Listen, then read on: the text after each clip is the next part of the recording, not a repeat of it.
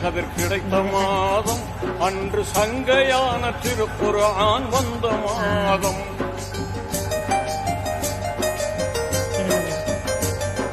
பாங்குடனே லைலத்துல் கதிர் கிடைத்த மாதம், அன்று சங்கையான திருக்குர்ஆன் வந்த மாதம். ஆன்மீக ஞானமெல்லாம் உயரும் மாதம், நல்ல மேன்மையோடு